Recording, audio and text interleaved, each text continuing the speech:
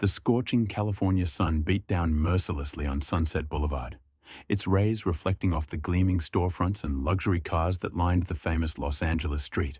Among the bustling crowd of tourists and locals, Michael Torres sat quietly on a worn bench, his weathered face telling a story of hardship that seemed out of place in this glamorous setting.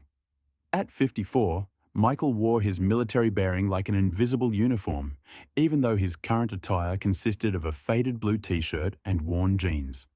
The only possessions he'd managed to save from the devastating wildfire that had torn through his Angeles National Forest community just 3 weeks ago.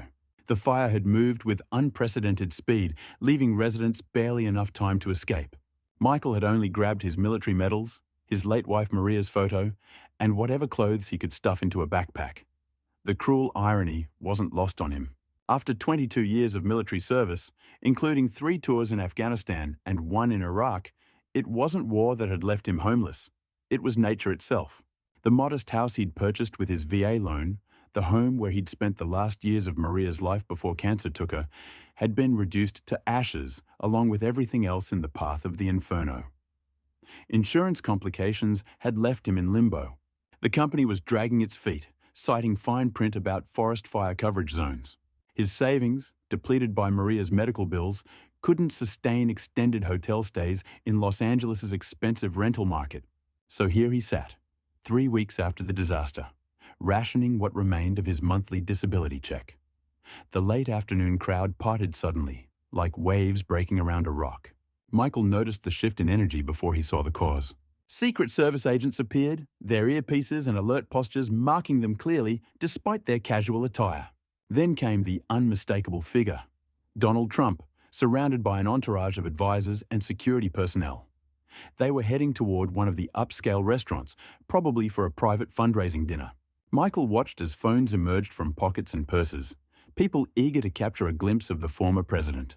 Trump walked with his characteristic confidence, occasionally waving to the growing crowd. Something stirred in Michael's chest. Not hope exactly, but a strange sense of destiny. He'd never been one to beg, had always managed to take care of himself. But desperate times called for desperate measures. As Trump passed within a few feet of his bench, Michael cleared his throat. "Mr. President," he called out, his voice carrying the clear authority of a former master sergeant. "Could you spare $3?" The specificity of the request made Trump pause.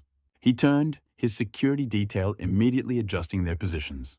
Their hands moved instinctively toward concealed weapons, but Trump waved them off, his eyes fixed on Michael. $3? Trump repeated, studying Michael with evident curiosity. "That's an unusually precise amount." Michael straightened his posture, military training kicking in automatically. "Yes, sir. Bus fare is $175, and I need to get to the VA hospital in West Los Angeles. With $3, I could make it there and back." Trump's expression shifted, showing interest. He gestured to his security detail to give him space and, to everyone's surprise, sat down on the bench beside Michael. The crowd around them grew, phones recording what was becoming an increasingly unusual scene. "You're military," Trump stated rather than asked, noting Michael's bearing. "Yes, sir. Master Sergeant Michael Torres, retired. 22 years of service, sir. And now you're asking for bus fare." Trump's voice carried no judgment, just genuine curiosity. "Tell me your story, Michael." For a moment, Michael hesitated, but something in Trump's direct gaze encouraged him to speak. He told Trump about the wildfire, about losing everything he'd built. He spoke about Maria, showing Trump the slightly singed photograph he carried in his wallet. He explained about the insurance complications, his voice remaining steady even as he described watching his life's work turn to ashes. Trump listened intently, occasionally nodding. When Michael finished, Trump remained silent for a long moment, his expression thoughtful. "You know, Michael," Trump finally said, "I've been hearing about these California wildfires for years. Terrible situation, just terrible. But it's different when you're sitting here, talking to someone who's lived through it." He paused, then asked, "Why the VA hospital?" "Follow-up appointment, sir. Shrapnel injury from my last tour. Usually I'd drive there, but..." Michael gestured vaguely at his current situation. Trump reached into his jacket, but instead of producing $3, he pulled out his phone. "Cancel my next appointment," he instructed someone on his team. Then, turning back to Michael, he said, "I think we can do better than bus fare. How about I give you a ride to the VA myself? We can talk more about your situation on the way. The crowd's murmur grew louder. Michael blinked, unsure he'd heard correctly. Sir, I wouldn't want to impose. Nonsense, Trump interjected. I own property in California. I've seen these fires. What happened to you, to others like you? It's not right. And you're a veteran. America's finest. We take care of our own. What followed was perhaps the most surreal hour of Michael's life. He found himself in Trump's armored vehicle, driving through Los Angeles while discussing everything from his military service to the specifics of his insurance problems.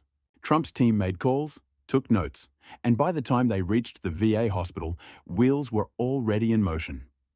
Trump didn't just drop Michael off. He walked into the hospital with him, causing quite a stir among staff and patients alike.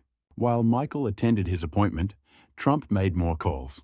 By the time Michael emerged from his medical checkup, Trump had arranged for temporary housing through a veterans advocacy group and had his legal team looking into the insurance situation. Michael, Trump said as they stood in the hospital parking lot, you asked me for $3 today. Instead, I'm going to make you a promise. Within 1 month, you'll either have your insurance payment or a new house. That's not charity. That's what you've earned through your service to this country.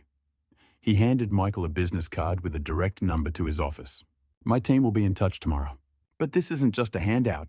I want you to promise me something. What's that, sir? When you're back on your feet, and you will be, I want you to find someone else who needs help. Maybe another veteran, maybe not. But keep this chain of kindness going. Can you do that? Michael stood at attention, fighting back emotions he hadn't allowed himself to feel since the fire. Yes, sir. You have my word. The story might have ended there, but it didn't. Videos of their encounter went viral. VeteransCare and wildfire relief started trending. Trump's team, true to his word, expedited Michael's insurance claim. Local contractors, inspired by the story, offered to help rebuild at cost. 2 months later, Michael stood in front of a new house, built on the same spot where his old one had burned down. It wasn't just his victory. During the rebuild, he'd connected with other veterans affected by the fires, forming a support network that would long outlast the media attention. On his wall, beside Maria's photo and his military medals, he hung a new frame containing $3 bills. It served as a reminder that sometimes the smallest requests can lead to the biggest changes, and that kindness, like wildfire, can spread, but with the power to rebuild rather than destroy. The story spread far beyond Los Angeles, inspiring similar acts of kindness across the country. Trump's response to a simple request for bus fare had triggered a chain reaction of compassion, proving that sometimes the most significant transformations begin with the smallest of asks. And Michael? He kept his promise. Every Tuesday, you could find him at the VA hospital, not as a patient, but as a volunteer, helping other veterans navigate the complex systems he'd learned to master. He kept $3 bills in his pocket at all times, ready to help someone else who might need just a little boost to turn their life around. This wasn't just a story about a chance encounter between a former president and a homeless veteran. It was a reminder that behind every simple request for help, there's a human story waiting to be heard. Sometimes all it takes is someone willing to stop, listen, and take action to transform a moment of desperation into an opportunity for hope.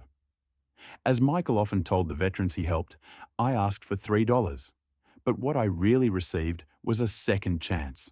Sometimes you have to be brave enough to ask for the small things before life can hand you the big ones. The ripple effects of that sunny afternoon on Sunset Boulevard continued to spread, touching lives far beyond Los Angeles, proving that sometimes the most powerful stories begin with the simplest of questions. Could you spare $3?